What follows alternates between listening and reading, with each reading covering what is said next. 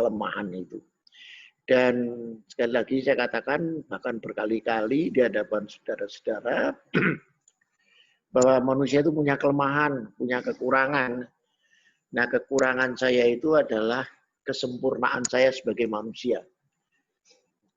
Jadi saya merasa menjadi sempurna karena kekurangan itu. Ya. Apalagi kemarin saya pakai bahasa Batak kepada Berlin Apitupulu. Saya kagum.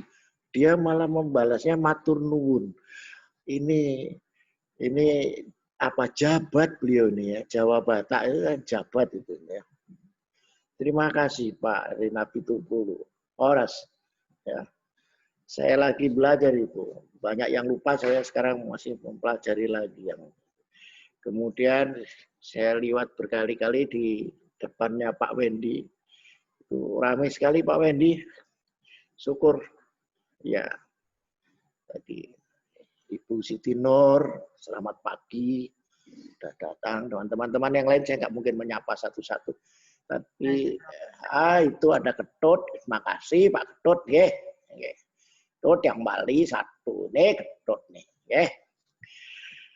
Kita lanjutkan, saudara-saudara, pertemuan kita keempat ini kita masih melanjutkan tentang konsep tahu. Ini agak serius kuliah hari ini. Sehingga saya harapkan kopi yang di depan itu didekatkan lagi, atau nyamian yang didekatkan. Cuman kalau nyamian jangan dimakan dulu lah. Kelihatan mukanya nggak enak. Bukan nggak enak apa, nggak enak kalau nggak ngasih saya, itu aja sebenarnya nggak enaknya itu. Ya. Nah, kalau ngopi sih memang saya dengan Pak Tis itu khususon. Gitu. Bahkan Profesor Sugeng bilang orang Lampung itu sah kalau sudah ngopi, kalau belum ngopi belum sah. Jadi Pak Wendy itu kalau menyediakan kopi saya itu sangat sah itu nanti. Kita ketemu nanti kapan. Kemudian yang kedua, sebelum saya mulai, Bapak Ibu, minggu depan kita cuti bersama. Kita hormati itu walaupun saya agak kecewa, cuti bersama di akhir bulan itu kan sama dengan penyiksaan. Tapi apa boleh buat, kita terima. Bu Nur sambil setir mobil, hati-hati Bu Nur di jalan. Bu Nur Hayati sambil setir di mobil, hati-hati. Ya. Enggak, suami saya yang setir, Prof. Oh ya, hati-hati di jalan. Iya, ya. Saya nggak setir. Oke.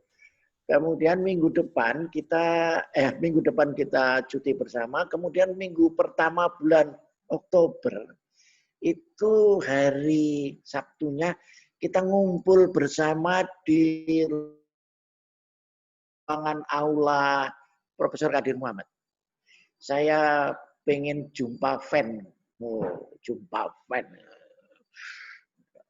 Saya ingin lebih kenal dengan Pak Napitupulu, dengan Ibu Elva, dengan Pak Setiawan, dengan Pak Samsul, dengan Bu Soya, Pak Suwono pernah ketemu ya rasanya ya beberapa pertama lalu.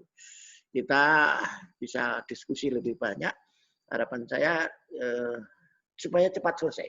Bagaimana strategi kita supaya jangan numpuk. Ya, sekolah itu harus yang paling baik sekolah itu cepat selesai, bukan lamanya. Bukan. Kalau pinternya S3 itu sudah pinter-pinter, yakin saya. Siapa yang meragukan Anda itu? Enggak. Hanya sekarang bagaimana memformalkan kepintaran itu menjadi akademik, itu yang penting. Kalau enggak pinter, enggak mungkin lulus itu S2. Ya. Jadi saya sangat yakin itu. Nah, jadi sekali lagi saya ingatkan, minggu depan kita cuti bersama. Kemudian minggu pertama di Oktober, hari Sabtunya itu kita kumpul bersama jam 8 di ruangan Profesor Kadir Muhammad. Dan saya tugaskan kepada Anda sekalian ada panitia penyambutan dengan secangkir kopi dan beberapa kue.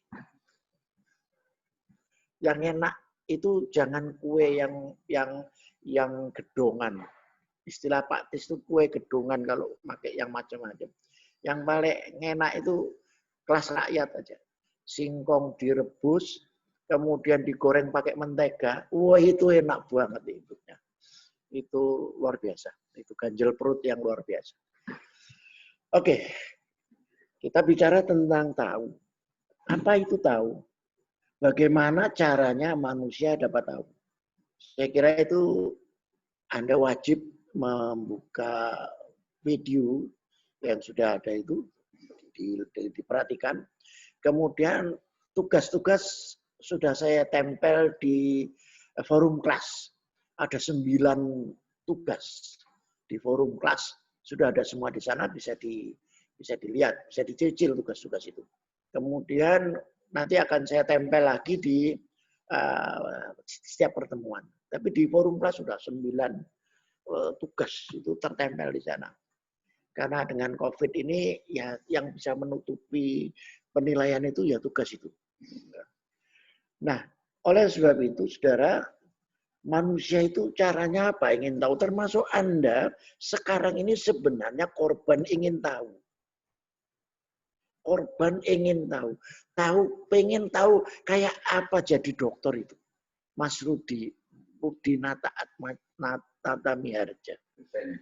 Ini kan teman kita sendiri gitu ya. Dia padahal udah sering ketemu saya.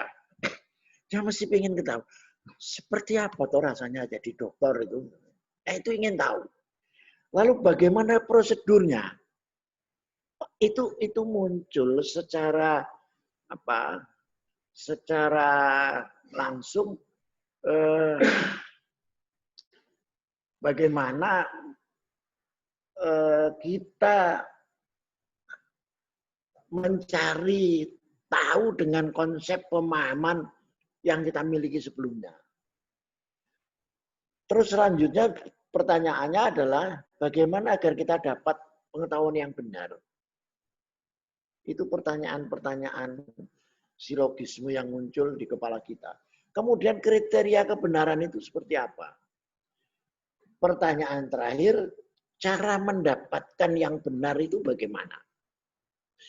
Ini runtutan epistemologi dari filsafat ilmu berkaitan dengan ingin ketahuannya manusia. Ingin tahunya manusia itu dilihat dari aspek epistemologi akan nampak seperti itu. Ini luar biasa kalau kita renungkan, saudara-saudara, karena apa? Saya ingatkan kembali pada Anda bahwa manusia terbagi atas 4 kuadran pada kuliah pertama. Saya ingatkan, ada sisi yang orang tahu, kita tahu, lawannya itu. Orang tahu, orang tidak tahu, kita juga tidak tahu. Yang sisi berikutnya, kuadran berikutnya, orang lain tahu, kita tidak tahu, itu yang malapetaka. Ya. Tetapi juga ada keuntungan di sana, orang lain tidak tahu, kita tahu. Jadi 4 kuadran tentang tahu itu sebenarnya itulah yang mendorong atau menggiring manusia memilahkan dirinya kepada konsep keingintahuan itu. Dari sana maka muncul, kita harus jujur dengan diri kita bahwa semakin kita tahu, semakin banyak yang tidak kita ketahui. Sekali lagi, kita harus jujur. Semakin kita tahu, maka sebenarnya saat itu semakin banyak yang tidak kita ketahui. Itu konsep tahu. Berarti sebenarnya tahunya kita itu tidak lebih dari sebesar debunya di dunia ini tentang dunia ini. Itu sebenarnya. Kita harus jujur mengatakan semakin kita tahu, semakin kita tidak tahu. Kenapa? Karena tahu-tahu yang lain itu adalah ketidaktahuan kita terhadap tahu itu. Tahu-tahunya yang lain itu adalah ketidaktahuan kita tentang tahu itu. Yang diketahui oleh Pak Wendy tidak diketahui saya. Yang diketahui oleh Ibu Soya itu tidak diketahui oleh saya. Ada juga yang diketahui saya tidak diketahui oleh Pak Wendy. Berarti sebenarnya kita tertukar secara otomatis tentang tahu itu. Kita ketemu ini adalah menselaraskan tahu kita tentang apa yang saya tahu, ingin saya tahukan kepada Anda sekalian supaya Anda tahu. Nah ini kita turunkan, kita bumikan, nanti oleh Pak Tis akan dicontohkan secara konkret. Saya masih ingat tahun yang lalu beliau memberi contoh yang bagus sekali tentang ini. Saya contohkan secara konkret. Sebenarnya pelanggaran hukum itu bisa terjadi karena ketidaktahuan. Sekali lagi saya katakan, bisa terjadi orang pelanggaran hukum itu terjadi karena ketidaktahuan. Nah ini yang harus kita pahamkan. Kita pahamkan kepada mereka. Coba kita renungkan sejenak tentang ini. Barangkali contoh ini kurang pas, tapi inilah yang tahu saya. Mudah-mudahan nanti dilengkapi Pak Tis. Orang menanam jati di kebunnya sendiri itu, di kebunnya sendiri. Begitu ditebang, didatangin oleh pemerintah setempat, Anda punya izin enggak? Yang punya jati akan kekeh mengatakan, saya nanam sendiri, di tanah saya sendiri, saya tebang sendiri, kok orang lain ribut. Berarti yang ditahu oleh si penanam jati tidak ditahu oleh orang lain. Jadi yang diketahui oleh penanam jati itu tidak diketahui oleh orang lain. Maksudnya, mohon maaf, saya agak sungkan mengatakan itu. Dia kan tukang jati itu jadi bodoh gitu loh. Cuman kan nggak enak gitu. Padahal nggak pas ya. Tapi ya itulah gitu nyatanya. Karena tidak tahu. Tapi biasanya dengan kalimat gampang kita mengatakan bodoh. Sebenarnya konsep bodoh itu bukan di situ. Tapi oke lah itu kita labelkan di sana. Nah, saudara-saudara, oleh sebab itu cara mendapatkan tahu itu yang pertama adalah menggunakan akal sehat. Akal sehat. Ya. Mohon maaf, saya sambil ngopi. Ya.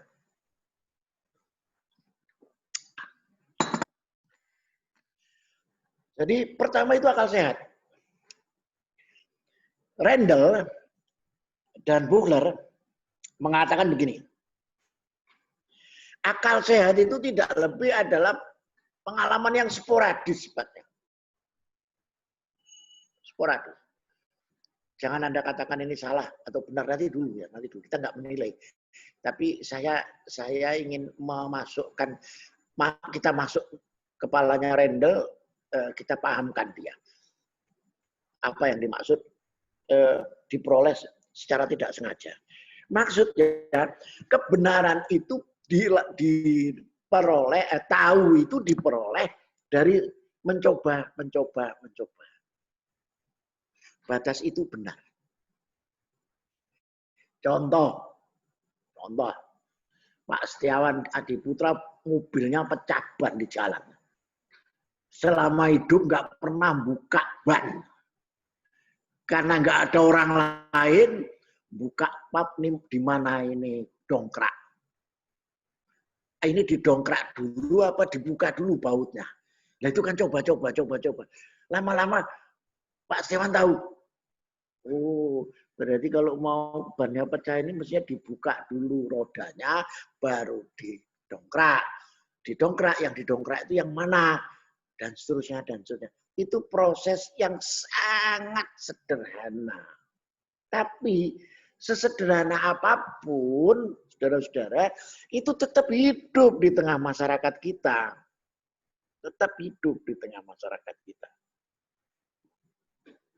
Ya. Nah, itu akal sehat.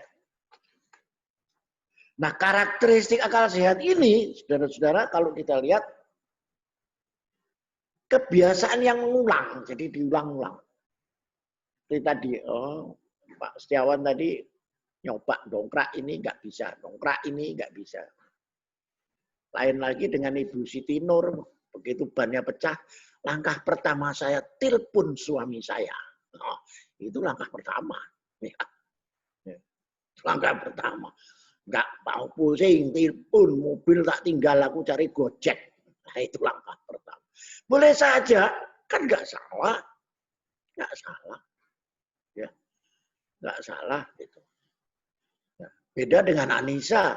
Anissa begitu mobilnya pecah, barangkali yang terpikir, siapa yang tak jadiin korban untuk dongkrak ini? Kira-kira begitulah. Nah, itu putranya Pak Risno itu. Iya. Jadi seperti itulah berpikir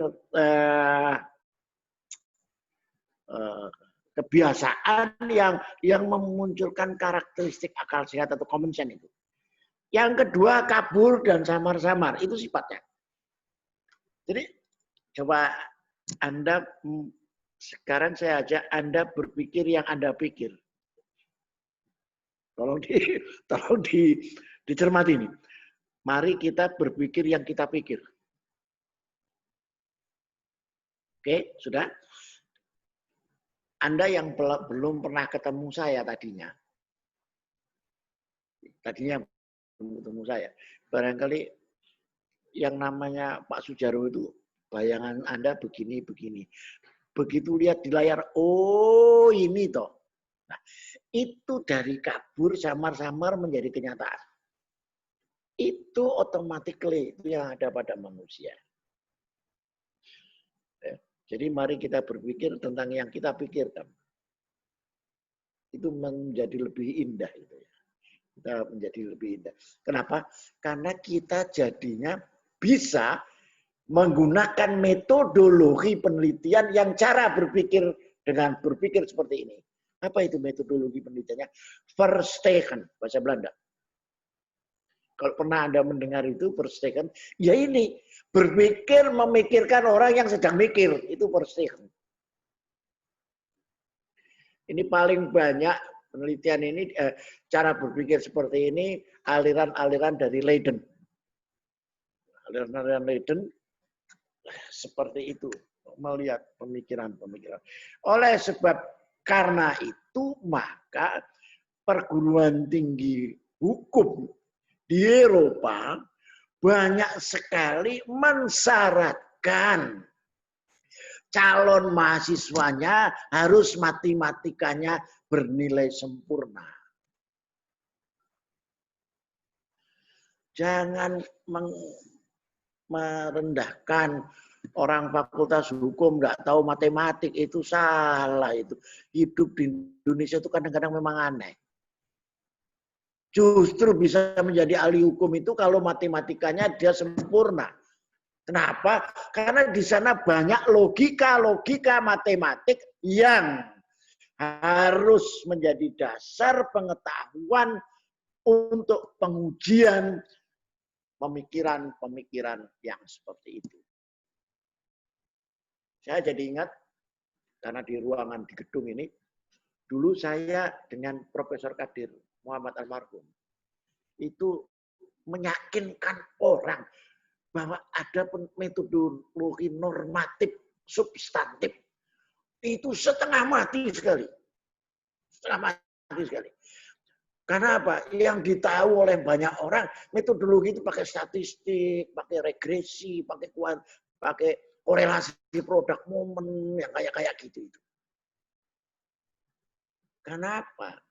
Karena mereka tidak memahami esensi filosofi dari metodologi itu. Oleh sebab itu, jangan kaget Anda kalau nanti ketemu metodologi pokoknya. Nah, kalau sudah seperti itu, sudah deh, dia terjebak di jalan yang sesat. Karena kadang-kadang kita ketemu orang, pokoknya begini. Nah, kalau sudah pokoknya begini, ini tinggal aja lah. Orang begitu itu cocoknya disebut orang merdeka. Saya mengganti istilah orang gila itu orang merdeka. Kenapa? Karena dia bebas melakukan apa saja. Itu kan orang merdeka itu. Kalau disebut gila kan nanti marah dia. Nah itu. Kita lanjutkan. Oleh karena itu, saudara-saudara, langkah berikutnya, filsafat ilmu ini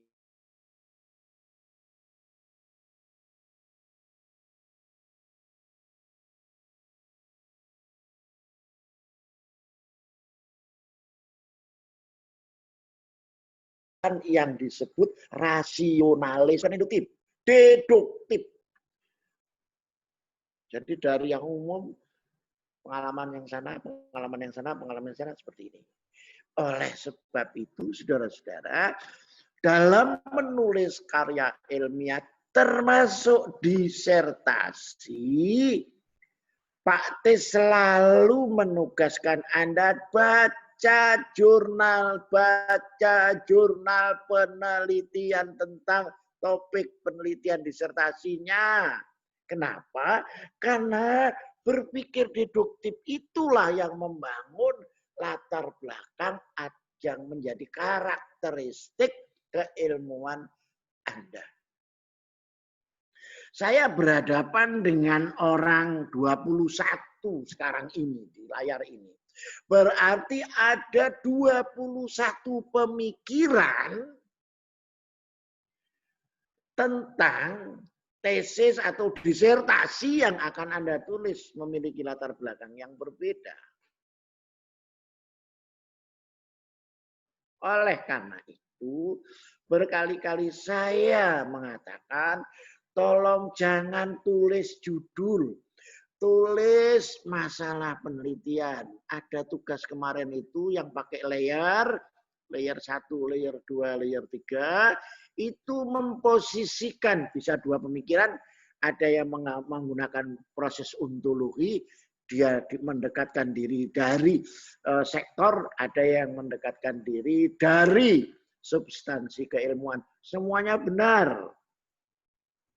Semuanya benar. Tapi tujuan tugas itu adalah ingin menggiring pemikiran Anda, memahami persoalan disertasi Anda. Coba Anda telusuri, mesti tugas-tugas saya itu ada hubungannya dengan disertasi.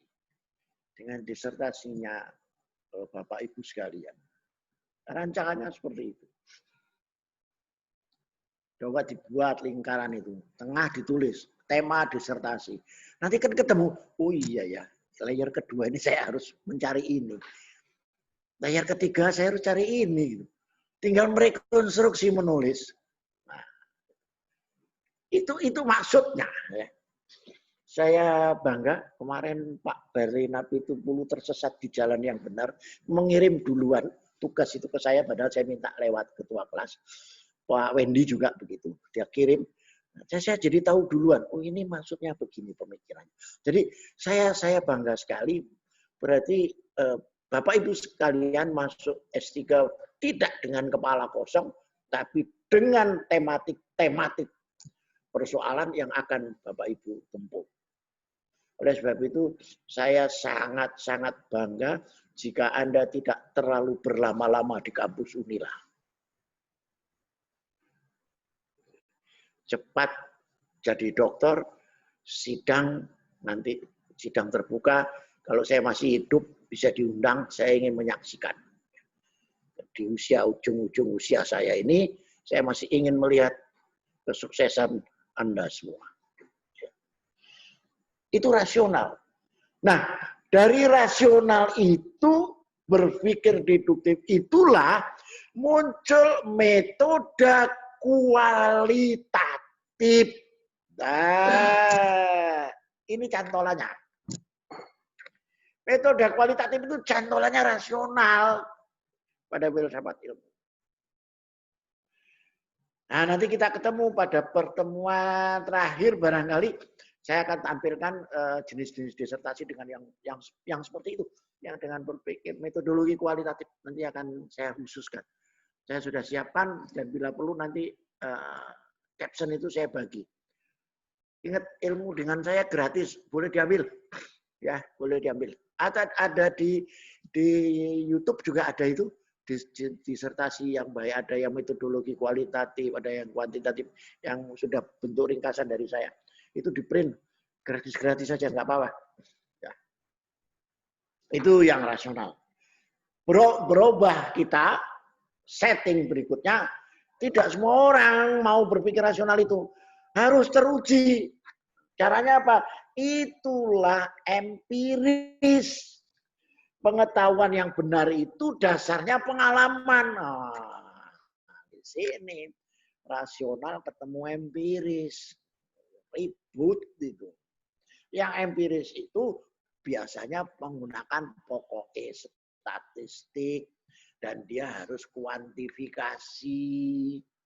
Nah, jadi kalau ada teman yang di sana, biarkan saja. Dia masih berkutat dengan pengetahuan yang dia miliki. Berbahagialah Anda memiliki pengetahuan yang lebih dari yang Anda lihat itu. Tapi jangan paksakan orang lain untuk mengetahui apa yang Anda ketahui. Jangan-jangan memang dia tidak butuh dengan apa yang Anda ketahui. Gitu. Ya. Kemudian empiris ini, saudara-saudara, pengetahuan yang benar itu nyata dari pengalaman. Dilihat, oh pengalamannya harus begini, harus begini, harus begini. Ini salah, enggak. Rasional tadi ya benar, iya. Empiris juga benar.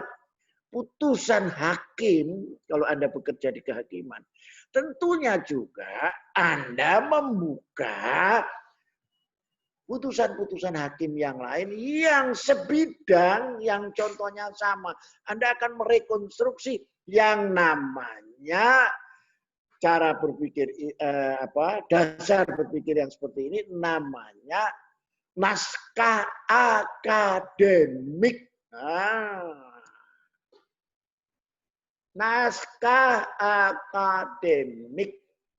Ingat, setiap peraturan perundang-undangan kan ada itu naskah akademiknya. Nah itu loh, cantolannya itu ini. Cantolannya, filsafatnya itu ini. Dia nyantolnya di empirisme. Jadi salah enggak. Yang salah itu kalau sepatu ditaruh di kepala. Tidak pada tempatnya kan. Yang salah kan. Kalau dia memang menjadi naskah akademik dan dia merupakan suatu kesatuan dengan yang akan dilahirkan, dia menggunakan pendekatan empiris, nggak salah. Lalu yang rasional, iya benar kalau dia bisa membuat, mendeskrip, membangun deduksi berpikir, ya benar. Makanya ada guyonan orang, kalau ahli hukum 2, pendapatnya 3. Ya nggak tahu kan begitu. Kenapa? Yang nggak tahu pasti pendapat begitu. Padahal itu benar. Pendapat pertama, milik yang pertama, pemilik yang kedua, pemilik kedua, yang ketiga yang namanya distinction opinion, pendapat yang lain. Kenapa? Apa nggak boleh kita berbeda pendapat? Boleh-boleh saja. Boleh-boleh saja. Nah, dari kedua itu rasional dan empiris akhir-akhir ini di abad 20, abad 19, 20, 21 sekarang masuk itu disebut dengan metode eksperimen, yaitu perpaduan antara rasional dan empiris. Saya tidak tahu apakah dugaan saya benar atau tidak, saya tidak tahu. Tapi saya berhipotesis ribut-ribut hak cipta, apa kemarin Pak Tis yang ribut cipta kerja yang kemarin ini, undang-undang cipta kerja itu nampaknya dijadikan menggunakan metode eksperimen, dilihat siapa yang ribut, siapa yang tidak. Yang ribut dipanggil, antara lain beberapa rektor ditanyain, apa pendapatmu? Saya nggak kaget, itu metode eksperimen. Walaupun eksperimen itu ada dua, eksperimen kuasi eksperimen dan eksperimen murni. Yang di ilmu sosial seperti kita banyak di kuasi eksperimen, eksperimen semu. Sah, boleh. Kenapa tidak? Secara dasar keilmuan benar. Boleh melakukan itu. Boleh. Kita mendengar pendapat orang yang tidak sependapat, ya nggak apa-apa.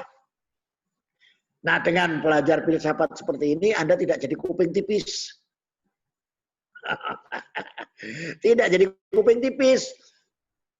Orang yang berbeda pendapat dengan Anda langsung Anda buat musuh, Anda buat garis demarkasi, oh pihak sana dan pihak sini, itu goblok Anda. Saya berani mengatakan goblok Anda itu. Ya. Kenapa? Memang kita tidak sempurna kok. Didengar aja itu. Apa masukannya? Malah bila perlu duduk bersama. Oh, saya dengan Pak Tis itu sering beda pendapat. Satu meja beda pendapat. Ya nggak apa-apa orang dia beda pendapatnya. Dia ngambil kue A, saya ngambil kue B. Masa kami kuenya harus sama? Ya enggak. Itu kan beda pendapat. Lah, itu kan kenapa kok kita jadi kuping tipis? Ilmuwan itu nggak boleh kuping tipis itu. Mendengar yang berbeda, nggak apa-apa. Beethoven itu nyanyian yang paling indah dibuatnya. Karena apa? Karena instrumentasi yang berbeda. Dan dipadu dengan harmoni. Enak dengarnya. Pukulan gendi instrumen Lampung. Itu coba Anda dengar. Kalau sendiri-sendiri nggak enak didengar. Coba dipadu yang ketidaksamaan itu dijadikan satu. Atmosfer nadanya enak didengar. Godang Batak itu. Coba kalau ambil satu godangnya yang gede itu. Pukul sendirian. Anda gila.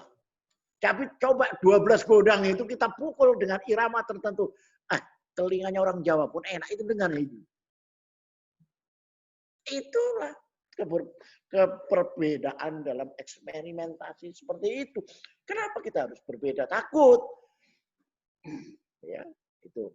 Nah, metode eksperimen ini oleh Beck dikembangkan sedemikian rupa dan sebenarnya kita harus jujur mengatakannya bahwa metode eksperimen ini bersumber dari tadinya menurut sejarah di Cordova oleh penggiat-penggiat Muslim pada waktu itu.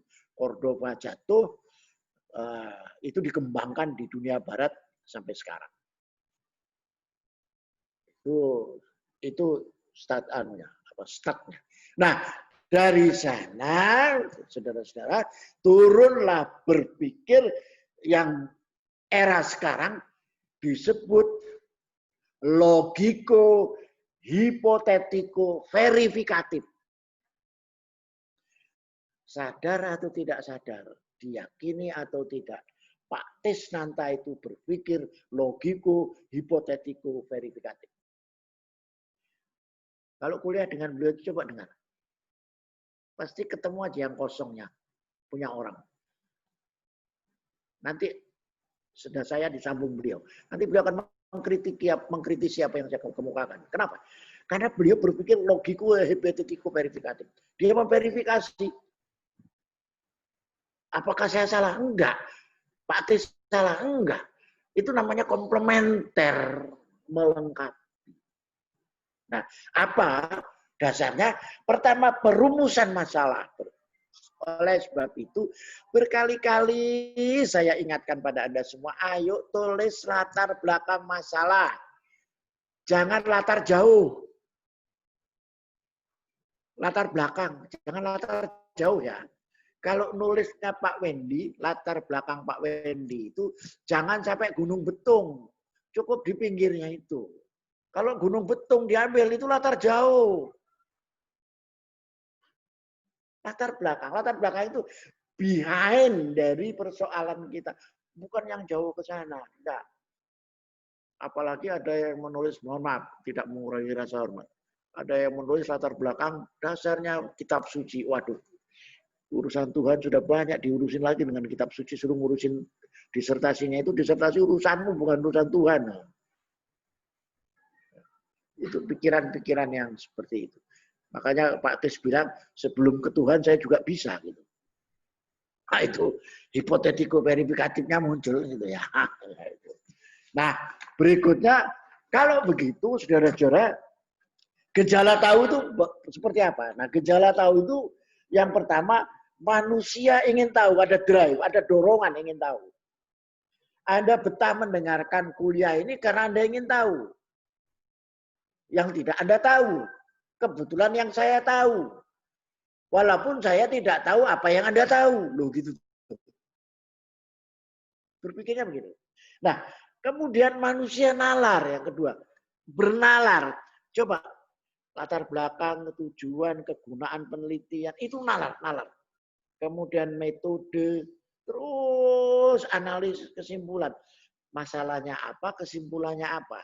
Pak T selalu memberikan kunci. Kalau masalahnya A, analisisnya harus A, kesimpulannya juga A.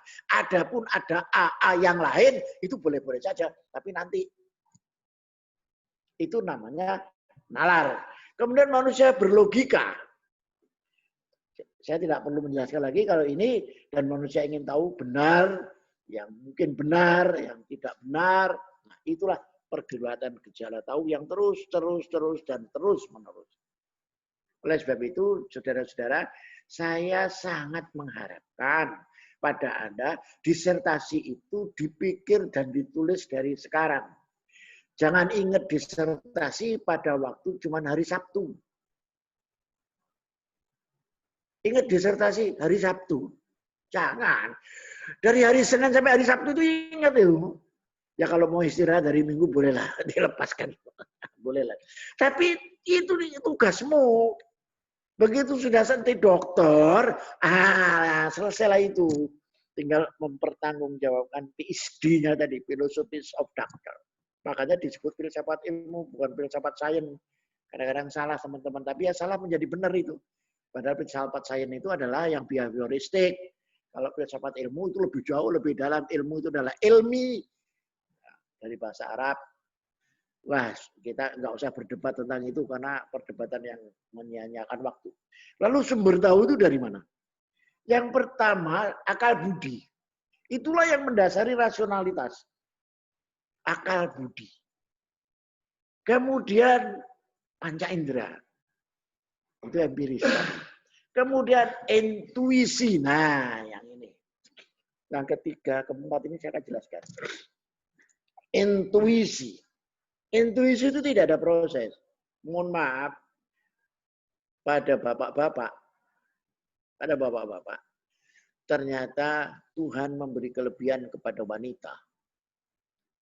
Hal apa? Intuisi. Intuisi. Yaitu proses yang tidak, pemikiran yang tidak melalui proses. Itu intuisi. Contoh gini. Ibu Nur punya putra mungkin di sekolah di tempat lain. Kalau dia sakit, itu yang terasa itu Bu Nur duluan. Kok saya kepingin ketemu anakku ya? Jangan-jangan dia sakit. Itu intuisi. Kalau bapaknya bilang, itu aja kok. Itu bapak. Makanya kadang-kadang ada benarnya orang mengatakan dari 10 itu 9 laki-laki yang rasional, 1 perasaannya. Kalau wanita 9 perasaannya, 1 yang rasional. Sebenarnya itu joke daripada intuisi ini. Intuisi. Seorang ibu intuisinya akan lebih tinggi dibandingkan dengan seorang bapak. Itu sudah sunatullah. Nah, yang terakhir sumber tahu itu adalah wahyu. Nah, ini wahyu tidak bisa kita ganggu-gugat karena itu kepemilikannya sudah binem. Wahyu itu berangkat dari keyakinan, sedangkan ilmu berangkat dari keraguan. Jadi memang berbeda. Nah, kita lanjutkan. Kriteria kebenaran itu seperti apa? Dari sumber tahu tadi, kita akan ingin melihat yang benar. Yang benar itu seperti apa? Nah, kriteria kebenaran, saya minta Anda membaca bukunya Prof. Yuyun, dan itu menjadi tugas juga. Itu ada 3 teori koheren yang runtut, makanya berpikir itu harus runtut, disertasi ditulis juga runtut, dan seterusnya, dan seterusnya. Kemudian koresponden, kesesuaian, apa yang Anda pikirkan, novelty Anda yang diperoleh itu sesuai enggak dengan Anda, dan seterusnya. Kemudian pragmatis, nilai guna, nilai aksiologinya, punya enggak? Kalau disertasi enggak ada gunanya untuk bantal, untuk apa itu? Paling tidak kegunaannya itu untuk mencapai gelar doktor itu minimal itu. Minimal. Nah, saudara-saudara, dari sana, dari kriteria kebenaran tadi, terakhir kita akan melihat jenis-jenis ilmu itu yang berdasar dan ditahu tadi. Yang pertama, kalau dia menjawab apa, maka dia beranjak dari hakikat. Saya ulangi, kalau dia menjawab apa, maka dia beranjak dari hakikat. Tapi kalau dia menjawab bagaimana, dia berangkat dari deskripsi. Makanya kalau bagaimana hubungan A dengan B, baik-baik saja hubungannya. Itu deskripsi. Awas hati-hati ya. Saya dulu pernah diguyoni Profesor Madri almarhum. Statistik itu aneh. Kenapa? Bagaimana hubungan variabel X dan variabel Y? Terus dijawab saja sama orang bahasa Indonesia. Hubungannya baik-baik saja. Kenapa mau dihitung sekian persen? Bener nggak itu? Menurut dulu saya cuma manggut-manggut aja, orang saya nggak tahu. Masih S1 ya nggak tahu. Ya. Begitu saya belajar filsafat ilmu, ya bener itu. Karena dari pandangan yang berbeda. Hubungan X dan Y baik-baik saja, iya benar. Tapi kalau kuantitatif ngitung sebesar mana hubungan X dan Y. Pakai kuantifikasi. Kalau pakai kualifikasi, ya benar. Hubungan X dan Y baik-baik saja. Apa-apa. Nah, kemudian menjawab mengapa, itu kausalitas. Dan yang terakhir, ini yang paling banyak di dunia Anda, yaitu normatif. Normatif itu apa? Menjawab kemana. Itu lebih dalam. Makanya saya sangat tersinggung apabila ada orang membuat strata fakultas hukum itu lebih rendah dari fakultas yang lain. Saya pengen gojlok kepalanya itu. Karena dia tidak belajar filsafat itu yang seperti itu. Sih banyak sekali orang-orang tersesat di jalan yang sesat itu seperti itu. Dia mangap tapi tidak tahu apa yang dimangapkan. Padahal penelitian-penelitian berkaitan dengan hukum itu sangat normatif, sangat berkenaan dengan kalau bahasanya Pak Tis itu sangkan paraning dumadi. Dari mana, akan kemana, dan seterusnya. Pak Berli jadi ketawa, ingat Jogja barangkali ya. Di sana ada aliran sangkan paraning dumadi. Oh, itu ini Pak, jadi kaitannya itu ke situ. Luar biasa memang filsafat itu.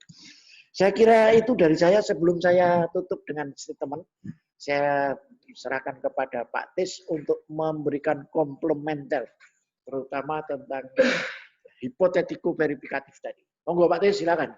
Ya, Moodnya dibuka.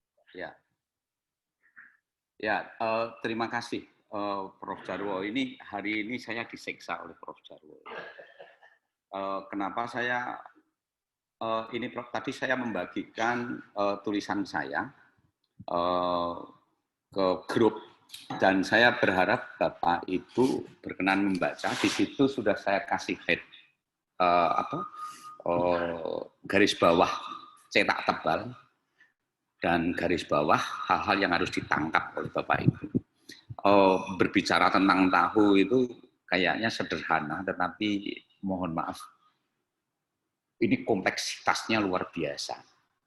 Kenapa? Karena kemudian pada akhirnya kita harus memberikan satu pendasaran, itu nanti akan menjadi pendasaran diri di dalam konteks keilmuan. Salah satu yang belum disebut oleh Prof. Jarwo tadi itu adalah Immanuel Kant yang biasa dipakai oleh berangkat secara kefilsafatan dalam ilmu hukum, Prof. Immanuel Kant itu menguatkan gini, ada 4 hal yang hal mendasar gitu ya, untuk sampai titik tertentu dalam keilmuan, batasan-batasan gitu ya. Yang pertama itu berkenaan dengan pertanyaan, apakah yang dapat kita ketahui? Itu mesti kita harus punya batasan. Batasannya apa? Batasannya adalah metafisika. Ya. Tidak hanya fisika, tetapi sampai metafisika. Seperti misalkan Stephen Hawking mengemukakan bahwa bumi itu terjadi, dunia ini terjadi karena dentuman besar, gitu. Atau mungkin Galileo Galilei ketika duduk di bawah pohon apel dia kejatuhan pohon apel, kemudian muncullah yang namanya gravitasi, dan kemudian mendalilkan bahwa bumi itu bulat, bukan datar. Ya, bukan datar. Dan apa risiko yang dihadapi oleh Galileo Galilei? Karena pada waktu itu doktrin gereja itu bumi itu datar, dan kalau berlayar dari satu titik tertentu lurus terus itu akan jatuh. Galileo Galilei mengatakan enggak. Dan kemudian dia dihukum oleh gereja. Dikatakan sebagai ilmuwan murtad, ilmuwan kafir. Semua karyanya itu dia dihukum mati tetapi tidak dilaksanakan, dan semua karyanya itu dimusnahkan. Tetapi banyak yang diselundupkan yang kemudian bisa dibaca setelah beliau meninggal. Dan kemudian gereja Katolik Roma itu memberikan pengampunan di tanggal 1 Januari 1995. Ada batasan-batasan yang berkenaan dengan apa yang dapat kita ketahui. Batasannya adalah metafisika. Bapak Ibu, yang perlu dikemukakan di sini adalah bahwa kita nggak bisa memahami sesuatu itu hanya pada panca indera kita. Di balik panca indera ini itu ada moralitas yang ada di balik apa yang ditangkap oleh panca indera kita. Oleh karena itu ada batasan yang kedua yang berkaitan dengan pertanyaan apa yang dapat dikerjakan. Batasannya adalah moral atau etika.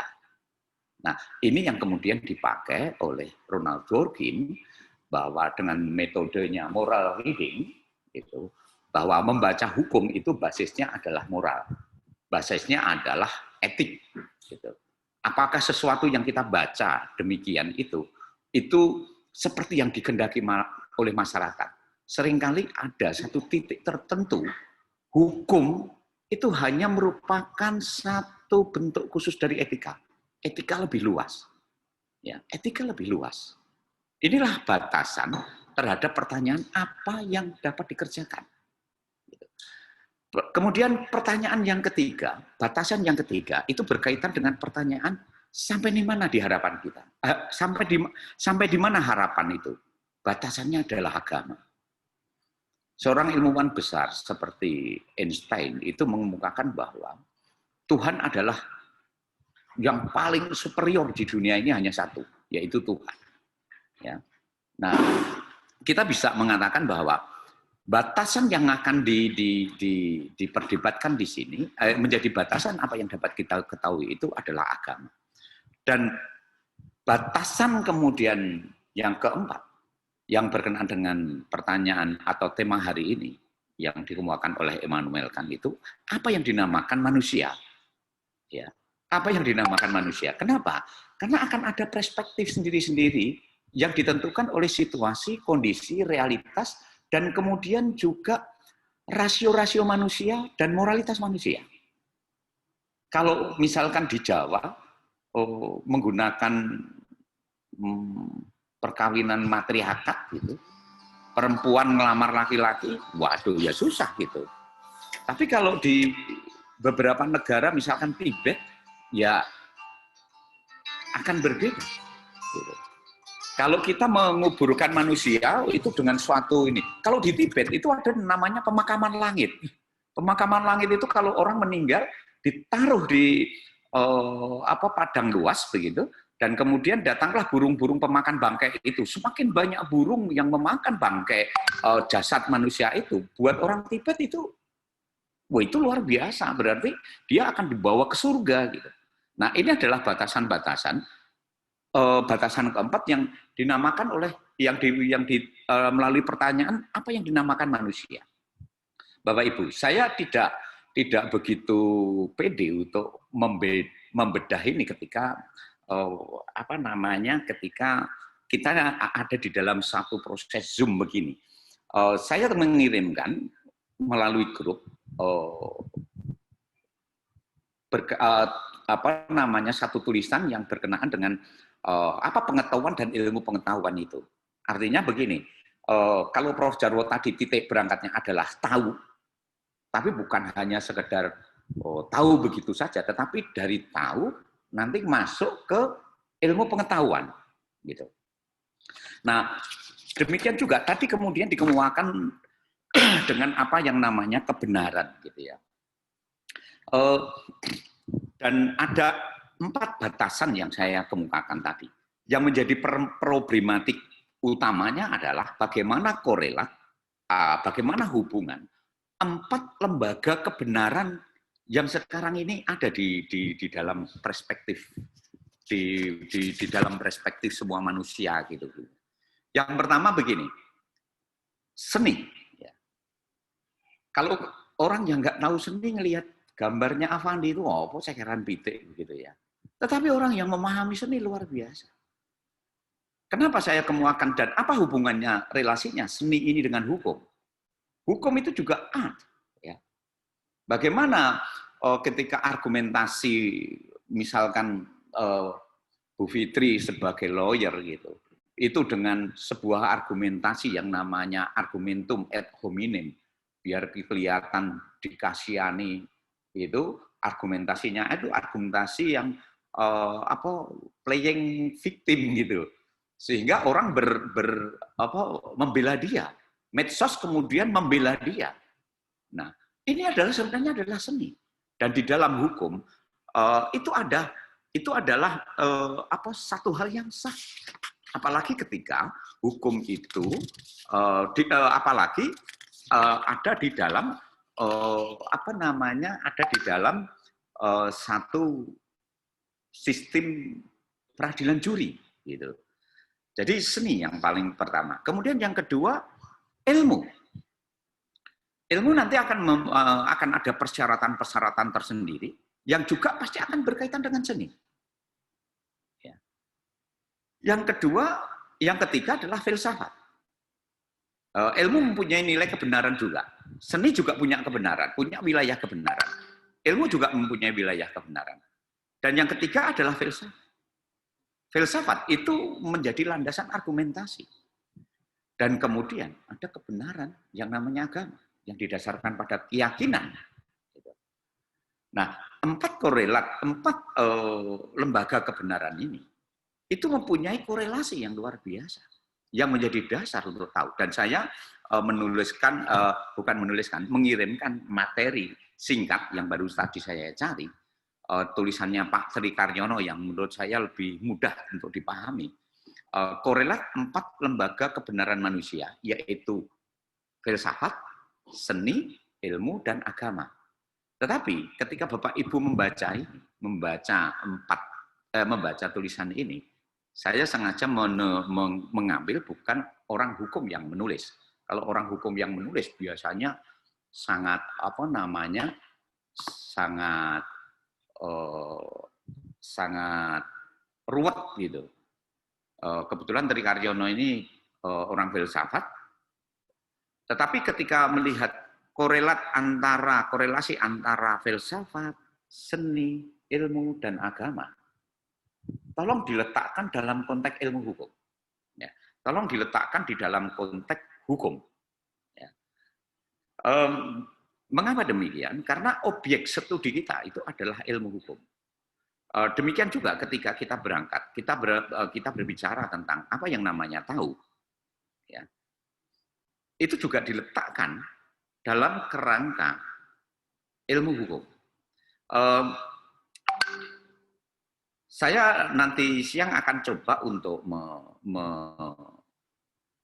meletakkan di materi mata kuliah hukum Pancasila dan globalisasi, saya akan mencoba meletakkan tulisan tentang 4 hal ini, dengan meletakkan 4 hal ini di dalam konteks ilmu hukum dan dalam konteks keindonesiaan. Artinya, maksudnya begini, saya akan mencoba menyampaikan materi kepada Bapak Ibu semua. Tulisannya Prof.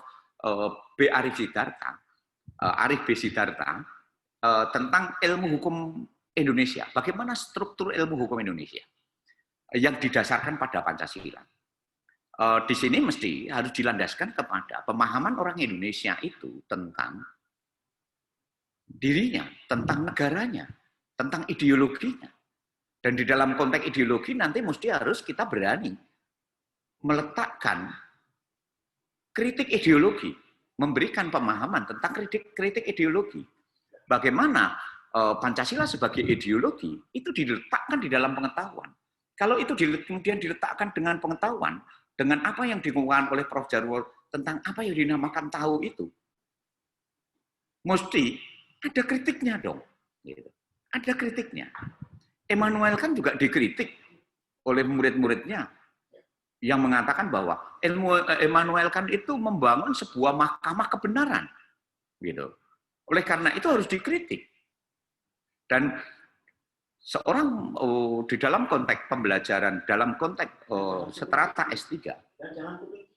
Nah, oleh karena itu salah satu kata yang dikemukakan oleh Prof. Jarwo tadi itu kuping tipis, gitu. Thomas Kuhn mengemukakan kita harus siap untuk difalsifikasi, diuji. Jadi sesuatu yang benar itu mesti diuji juga, gitu. Terus menerus. Dan oleh karena itu dalam konteks hukum Pancasila yang kemudian juga kebetulan saya juga mengajar memegang menjadi teman diskusi Bapak Ibu berkenan dengan filsafat ilmu, saya merasa perlu untuk mengemukakan bahwa Pancasila sebagai ideologi juga perlu ada kritik, ya, dan kritik ideologi yang diletakkan di dalam konteks pengetahuan, gitu. Jangan diposisikan sebagai politis. Dan harus dibedakan mana itu yang sifatnya politik dan mana itu yang dalam konteks di dalam wilayah pengetahuan, ilmu pengetahuan. Nah, materi saya sampaikan dalam bentuk tulisan. Sudah saya kasih bold dan garis bawah. Artinya Bapak Ibu tangkap aja yang hitam, garis bawahi, yang digaris bawahi, tidak untuk dihafalkan, tidak untuk tetapi yang paling utama itu justru dipahami, diletakkan dalam konteks verstehen, pemahaman. Karena ini metode paling mendasar yang dikemukakan, yang dikembangkan di dalam sebuah pembelajaran, dalam sebuah pengkajian ilmu dari ilmu hukum itu. Mungkin itu Prof. Jarwo yang perlu saya kemukakan materi yang sebenarnya terus terang aja juga materi yang paling berat, paling dasar tapi paling berat buat saya. Terima kasih. Terima kasih Pak Tis. Saudara-saudara, apa yang saya katakan tadi benar, bahwa di situ keunggulan Pak Tis bisa melihat celah-celah yang ada yang kurang. Betul tadi dikatakan bahwa Immanuel Kant tadi dikatakan seperti itu. Immanuel Kant memang hidup pada sudah abad di belakang ini dan meletak dasar dan itu menjadi catatan bagi kita semua. Itu yang mendasar. Kemudian yang kedua, saya ingin menggarisbawahi lagi. Jadi metode first statement yang sangat menurut saya tidak punya istilah. Tolong saya dibantu. Manjilo apa ya? Yang betul-betul luar biasa. Itu dalam konteks pemahaman kita putus ya, habis ya. Enggak. Izin Prof, suaranya. Unmute Prof, di unmute Prof.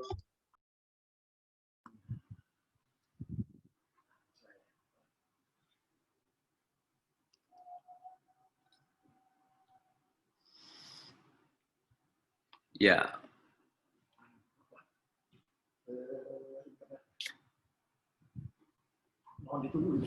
Mohon ditunggu Prof. Jarwo putus internetnya.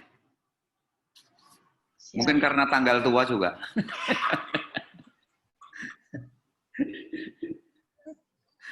Atau ada yang teman-teman, ini saya besarkan sehingga Prof. Jarwo juga nanti bisa melanjutkan, ada yang mau berkomentar berkenaan dengan materi yang sudah dikemukakan. Bukan bertanya ya, tetapi berkomentar. Saya Prof. Saya Pak Tis. Silakan, monggo. Ketut Pak Tis. Terima kasih. Jadi setelah saya mengikuti kuliahnya Prof. Jarwo, kemudian apa juga ditambahkan oleh Pak Tis ini, saya kok jadi kemana-mana pikiran saya ini ya. Kemana-mana pikiran. Ya, kalau kita berbicara tentang tahu tadi, bahwa betul kalau sebagai sebuah kerangka ilmu, menurut saya, ya moral harus ada batasan-batasannya, ada etis, etika, moral. Memang kalau kita beranjak dari pemahaman apa namanya tadi seni misalnya, kalau tadi digambarkan seni lukis misalnya, itu adalah yang paling universal karena tidak ada lukisan yang moral dan lukisan amoral. Nah, kalau kita berbicara tentang mengenai masalah tahu tadi juga, jadinya saya berpikir kalau diletakkan dalam kerangka hukum, kebetulan saya kan menangani teroris nih. Itu kan salah satu ciri dari kejahatan teror itu adalah kejahatan terorganisir. Kalau kita berbicara hukum, bahwa kejahatan-kejahatan terorganisir lainnya pun, misalnya kejahatan apa namanya narkotika, itu adalah kejahatan-kejahatan terorganisir, atau bahkan yang lebih serius adalah kejahatan HAM misalnya, terorganisir juga. Nah, apakah aturan main atau hukum yang berlaku di dalam organisasi kejahatan itu bukan hukum? Kalau kita berbicara mengenai moralitas, saya jadi berpikir tadi amoral gitu. Jadi misalnya kalau kita lihat juga misalnya, kalau kita berbicara lebih luas lagi terkait dengan masalah hukum, kemudian ada namanya hukum perang. Apakah Amerika mengebom Hiroshima dan Nagasaki itu bukan amoral? Nah, mohon pencerahan biar saya nggak jadi liar ini. Terima kasih. Ya, terima kasih. Oh, berarti kita berada di ini membuat orang menjadi liar. Gitu. Oh, begini. Pertanyaan pertama, pada Bapak Ibu. Saya alumni Universitas Diponegoro. Pertanyaan saya itu adalah, benarkah Diponegoro itu hari-hari itu pakai sorban, jubah putih, kalau naik kuda putih, dan kemudian selalu bawa tasbih? Itu adalah sebuah kerangka sejarah yang dibangun oleh para sejarawan. Orang nggak pernah tahu orang Indonesia itu kalau mempelajari Pangeran Diponegoro, Pangeran Diponegoro itu suka minum anggur. Lah kalau minum anggur, kemudian tiap hari bawa tasbih, ketemu nggak Pak Ketut? Itu satu. Ya. Zaman Inul itu ditolak, terkenal kemudian ditolak. Gusmus, seorang kiai besar dari Kragan, itu justru membuat lukisan judulnya Pantat Inul. Gitu. Bermoral nggak itu? Habib Rizik mengatakan pasti nggak bermoral. Wah, kalau saya mesti, wah bagus ini Pantat Inul, gitu kan. Artinya ini nanti akan ada perdebatan.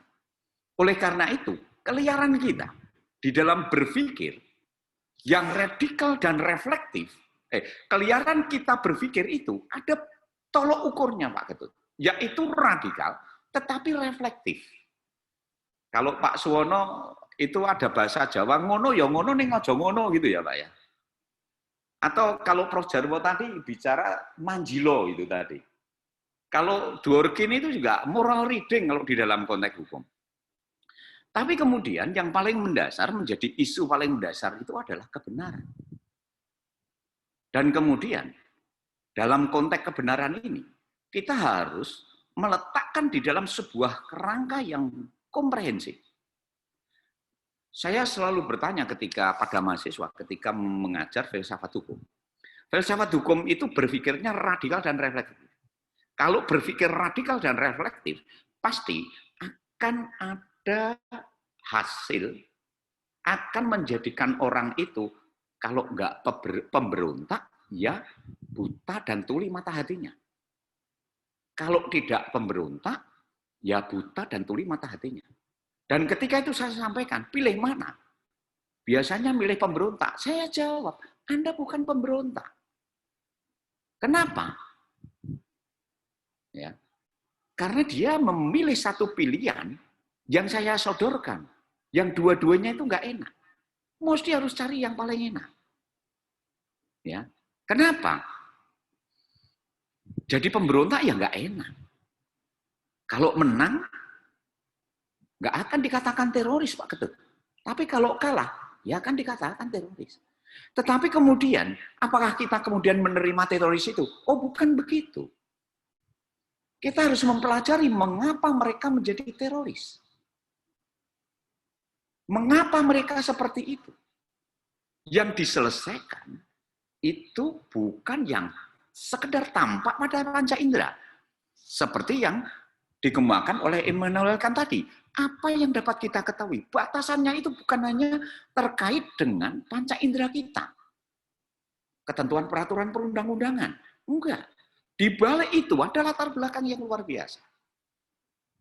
Kalau disuruh milih, mereka menjadi teroris atau pahlawan, pasti jadi pahlawan. Tapi pahlawan itu harus berjuang. Kalau menang, jadi pahlawan. Kalau kalah, jadi pecundang. Nah, oleh karena itu kita harus memahami hal-hal yang sifatnya metafisik ini tadi. Untuk apa? Untuk menyelesaikan permasalahan yang lebih komprehensif. Inilah, maka saya dari awal saya kemukakan, diskusi paling nggak saya suka itu yaitu diskusi filsafat tema hari ini. Tahu, gitu. Kenapa? Karena kita harus beyond, lebih jauh, gitu. Siap, monggo. Tema hari ini yang dimulakan Profesor kebenaran berasal dari kata benar. Kalau sekali lagi bukan jawanisasi, ada benar, ada baik, ada benar, ada bener, ada wicaksono. Dalam konsep ilmu, benar itu right, lawannya right, wrong. Ada right, ada true. Lawannya true itu false. Tatkala right, apakah sama dengan true, wrong sama dengan false, itu terjadi kejumbuhan publik di dalam memaknai suatu teks atau ungkapan. Contoh, sewaktu Rocky Gerung menyatakan bahwa kurang lebihnya, mohon maaf kalau salah, mohon diluruskan, kitab suci itu adalah fiktif. Oh, itu ributnya bukan main itu. Wah, reaksi dari mana-mana itu. Maaf, Pak, bukan fiktif, tapi fiksi. Dari fiksi. Pemahaman masyarakat bahwa fiksi itu adalah seperti ini. Bla bla bla bla bla bla bla. Kembali lagi ke kuliah awal dari Profesor Jarwo tadi, ada orang kampung, benar Pak itu, ada orang tanam kayu jati di ladangnya sendiri, lalu dipotong, digunakan untuk bahan bangunan, lalu datang petugas menanyakan ada izin apa tidak. Orang ini palak, dan orang ini penegak hukum, umurnya juga senior pula. Berpandangan sangat sempit. bahwa itu adalah milik saya tanam sendiri, di lahan saya sendiri, apa urusan orang lain. Padahal di dalam sebatang pohon, kalau kita mau berpikir secara verstehen, tema hari ini adalah ilmu. Ilmu itu adalah anak kandungnya dari ngelmu, dari kawruh.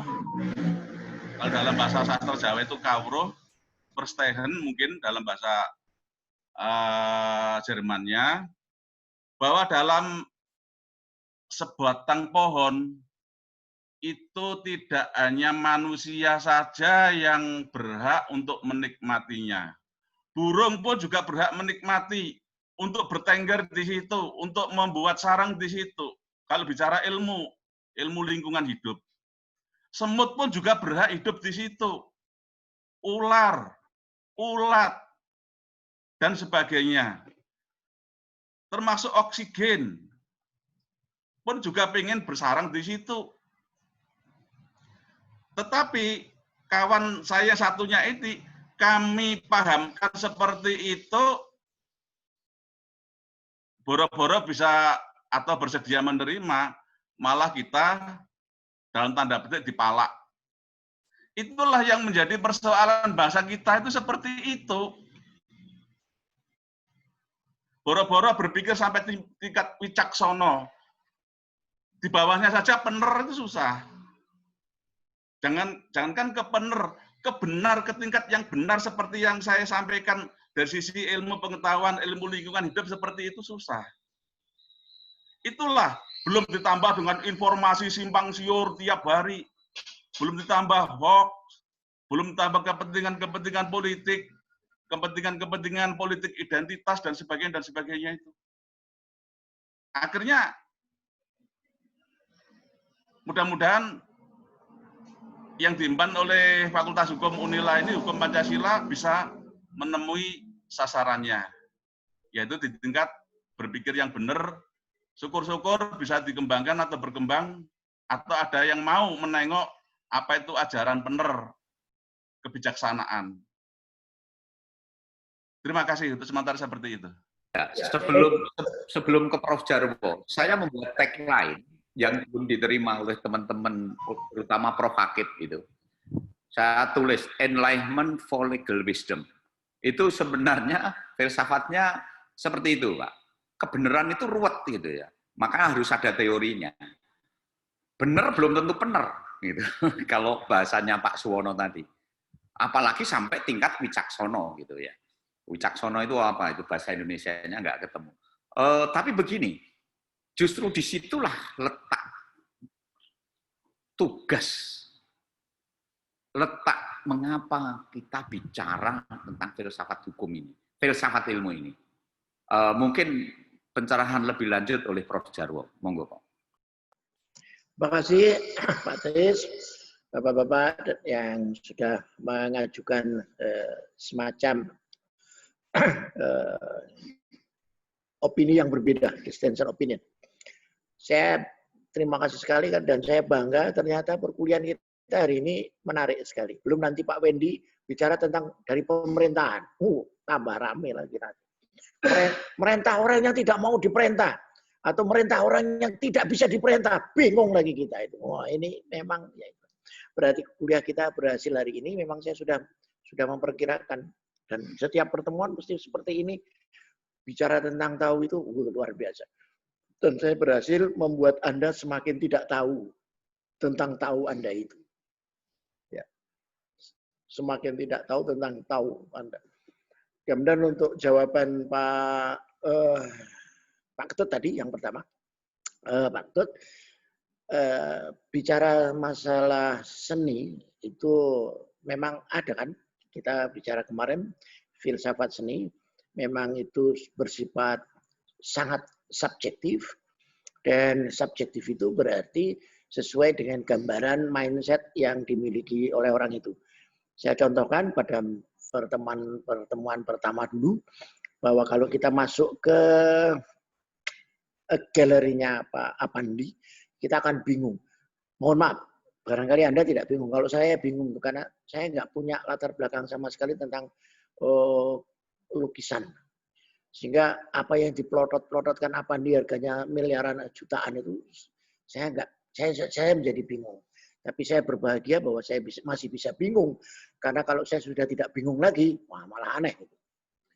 Kemudian yang berkaitan dengan teroris dan lain sebagainya, saya tidak mau masuk wilayah ranah hukumnya. Nanti di sana ada filsafat hukum, nanti Pak Tis pada pertemuan 9, 10, 11 dan seterusnya nanti akan bicara tentang filsafat hukum. Tapi saya mengingatkan kembali bahwa sebenarnya kan kerangkanya yang berbeda. Kerangka dari mereka dengan kerangka kita. Makanya di dalam rasionalisme kita kenal dengan kerangka berpikir. Nah, kerangka berpikir itulah yang membedakan yang mana yang overlay, mana yang tidak overlay. Itu kerangka berpikir. Makanya di dalam awal tadi saya katakan bahwa ada naskah akademik. Nah, naskah akademik inilah yang mendalami, yang memperkuat pemikiran kita. Contohnya tadi kalau Pak Ketut katakan ini teroris. Tentu ada parameter yang mengatakan itu teroris. Pak Ketut tidak bisa sembarangan mengatakan ini teroris atau tidak. Karena ada parameter kan. Kalau tidak ada parameternya kan kita susah. Nah, parameter itu dari mana? Dari rasionalisme. Nah, itu makanya ada combine antara rasional dan empiris. Nah, ini berpikirnya ke sana. Mudah-mudahan Pak Ketut makin bingung. Dengan kebingungan itu berarti Pak Ketut akan mendapatkan suatu dialektika berpikir. Kenapa? Disertasi kita akan mengeluarkan tesis. Tesis itu adalah simpulan yang nanti akan menjadi antitesis baru pada tesis-tesis yang lain. Terus begitu dan terus begitu. Itu Immanuel Kant juga berpikirnya begitu. Kemudian untuk Pak Suwono. Pak Suwono terima kasih. Tapi saya kira saya tidak akan bisa menjelentrehkan apa yang dikemukakan Pak Suwono pada forum Zoom ini. Karena itu sangat-sangat subjektif. Kalau sangat-sangat subjektif nanti itu ada yang namanya satu sisi pemikiran yang sangkan paraning dumadi. Saya kira nggak layak kalau saya kemukakan di sini karena bukan ini medianya. Tapi paling tidak itu membuat Pak Suwono punya pemikiran alternatif yang perlu dipikirkan karena ada pikiran orang lain yang tidak terpikirkan oleh kita. Itu dari yang kedua tadi. Nah, saya ingin kembali kepada khitah kita yang pertama bahwa saudara-saudara tentang proses tahu ini memang memerlukan suatu pemikiran yang luar biasa, tapi kita kembalikan saja ke kuadran 4. Itu saya pernah tulis juga di Lampos tentang kuadran ini, bahwa kita berpikir selalu pada 4 bidang itu, di mana keempat bidang itu bisa melebar, bisa menyempit, dan seterusnya. Di mana wilayah-wilayah tertentu yang kita tidak tahu, orang lain tahu, ada wilayah di mana kita saja yang tahu, orang lain tidak, ada wilayah di mana orang tahu, orang tidak tahu, kita juga tidak tahu, dan ada yang sama-sama orang lain dan kita sama-sama tahu. Jadi tadi yang disebut contoh fiksinya Rocky Gerung, memang betul banyak orang yang meributkan, tapi saya di mana-mana selalu mengklarifikasi kalau agama itu berangkat dari keyakinan, kalau ilmu berangkat dari keraguan-raguan. Jangan disalah masukkan. Kalau bahasanya Pak Suwono tumpang suh, tidak disalah masukkan pintu masuk ilmu dengan pintu masuk agama, karena beda pintu masuknya. Kalau beda pintu masuknya, ya pasti tersesat di jalan yang sesat.